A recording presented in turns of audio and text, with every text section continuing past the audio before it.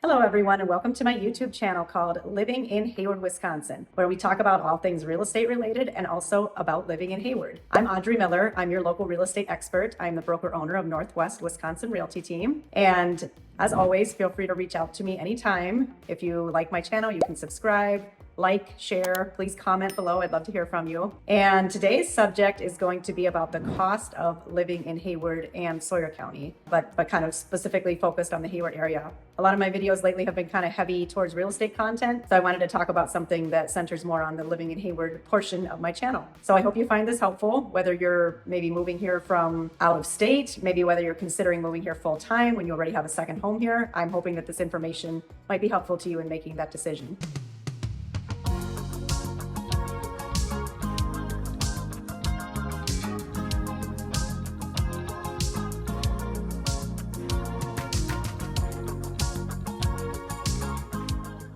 So before we get into the cost of living in Hayward, I wanted to talk a little bit about income averages in the Hayward area to kind of set the stage on the income side of things, and then also talk about the cost of living in Hayward. So minimum wage in Wisconsin is still $7.25 as of this recording, which is August of 2024. But the average wage for Hayward is $19.76 per hour.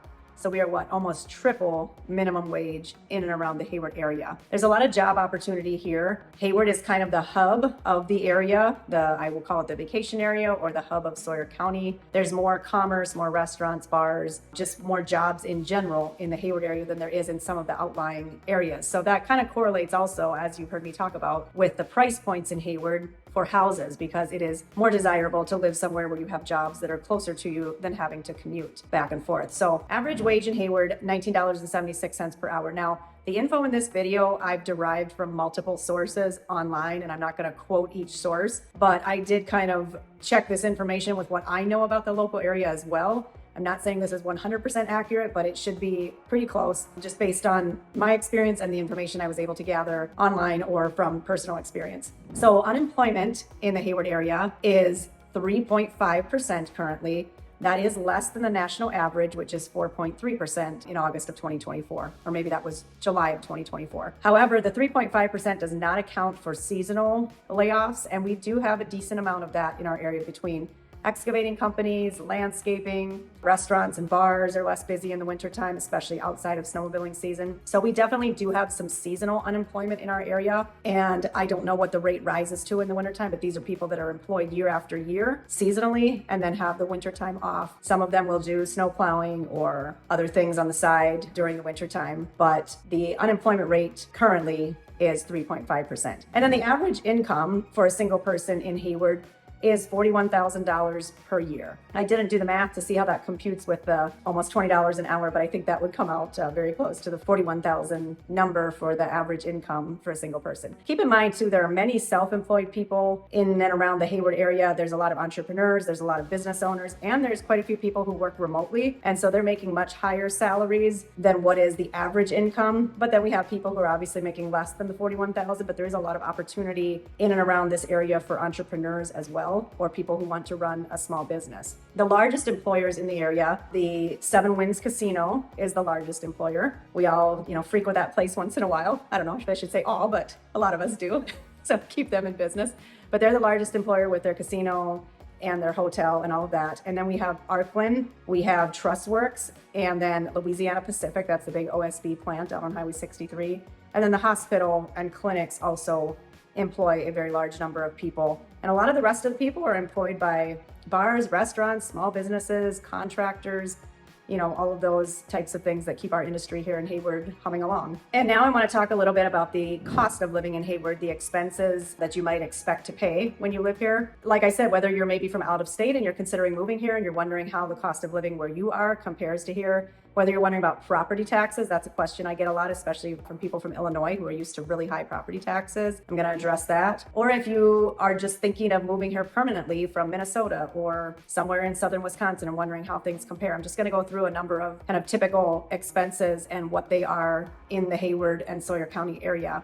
and then you can kind of compare that to what they are where you live and what you're used to paying. So online, it says that in Hayward, an average single adult for food, housing, childcare, transportation, healthcare, and taxes can expect to pay about $35,000 a year. Now, if you're looking at the average income of 41, that doesn't leave much to, for savings or for other, fun things afterwards. But I think that if you have a 2-person household, it would be spread out a lot better for you because you've got the 2 people earning, but you still only have 1 mortgage, 1 homeowner's insurance, 1 property tax bill, etc. So that might be something to consider in those calculations. So the average house in Sawyer County, and this is in Sawyer County, not in Hayward town or city specifically, is $320,000. But keep in mind that includes all of the lake houses around the area. So that average is brought up quite a bit versus what it would be within the city of Hayward. But in Sawyer County, in proximity to Hayward, for the most part, you can expect to be paying around $320,000 average price for a house. You don't really get anything much less than $150 to $175 these days, and $400 to $500 can buy you a very nice house off water, and then on water prices, might start closer to $350 or $400 and go on up from there. If you're interested in those pieces of information, I have multiple videos on my channel addressing the cost of off water property, vacant land, lakefront, different sizes of lakes and the price points.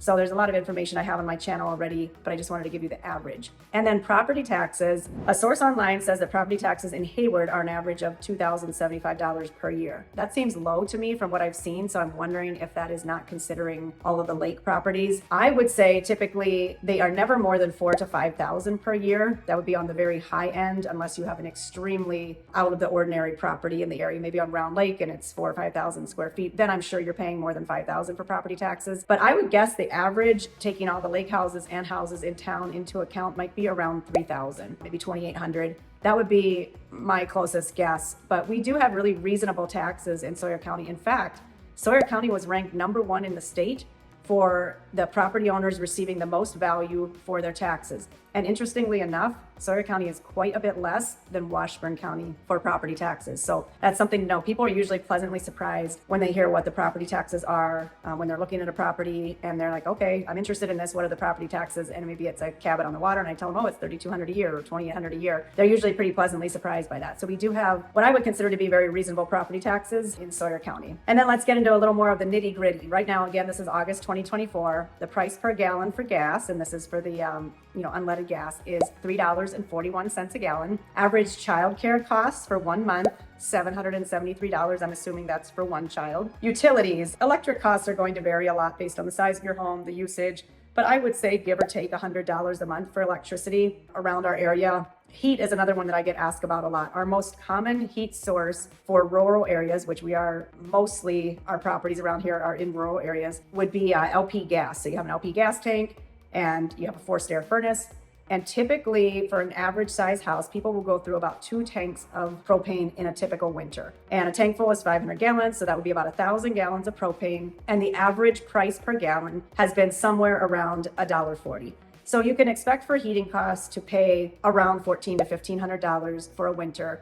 And that's for a typical winter. If it's extremely cold or it's warmer than normal, it may be a little bit less or more. Or if there's a spike in propane prices, it could be a little higher. But that's mostly what you can expect to pay for heat throughout the year. Internet, we have multiple options for internet these days, thankfully. We have CenturyLink around the area, which is a DSL service. And then we have a lot of fiber optic going in, much more fiber optic in the rural areas than there was in the past few years. And we also have Starlink now, which is excellent satellite internet. So you can expect to pay between $70 and $120 for internet service. Starlink is the most expensive, but it's also the fastest, and it's the one that you can get anywhere, no matter where your property that you're looking to purchase or have already purchased is located. And then health insurance, I don't have a lot of information on average costs of health insurance. I do know that we are limited with our carriers in this area if you are not in an employee group or an employer healthcare plan. For myself, for instance, I'm self-employed. I only have a couple of options for health insurance, and they have limited providers outside of the state. Like, for instance, I wanted to have Mayo Rochester in my network, and that was not an option for me. Security Health is one provider. I think we have Medica. We just don't have a lot for the self-employed people. Now, if you're part of an employer group, I think there's quite a few more options that are open to you. And healthcare varies so much based on what your deductible is and the other terms and conditions of your insurance that you're choosing to get. So I don't have a good ballpark for that, but I would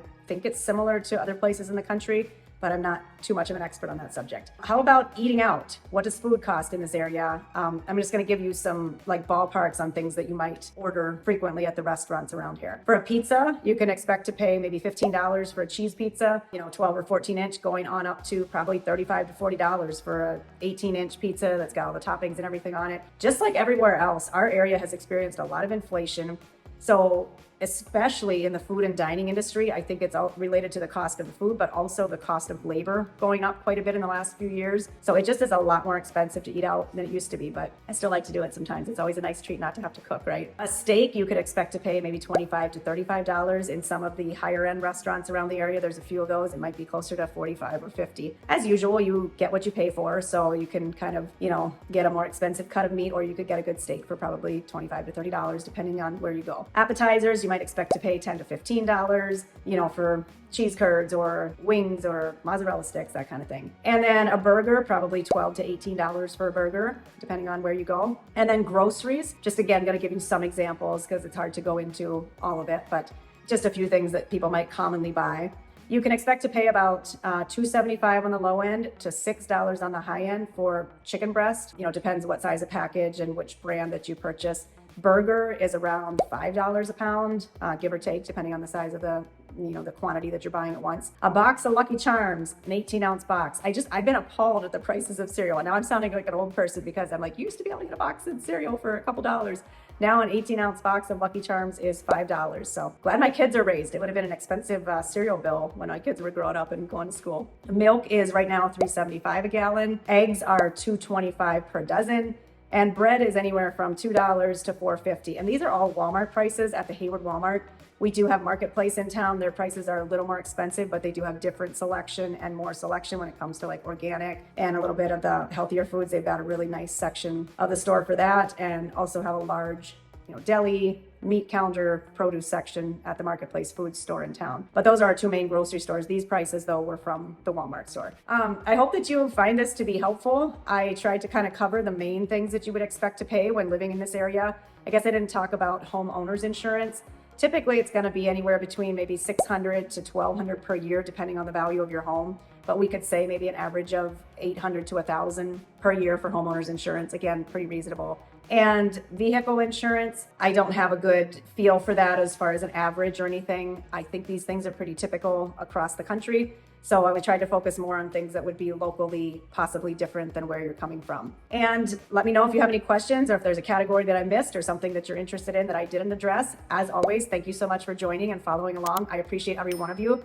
I'm excited. We just crossed the 300 subscriber mark. So I started this channel in January of 2024. So we're a little over 6 months in now, and I so appreciate each of you who has subscribed and who follows along or who contacts me with questions about real estate or buying or selling. As always, feel free to contact me via email, text, call me if you're interested in selling and want to know what your property might be worth, or you'd like to list your property if you're interested in buying and you have questions or need information. Anytime, just reach out. My contact information will be on the screen below here. And as always, thank you for joining, and I hope that I will see you again soon.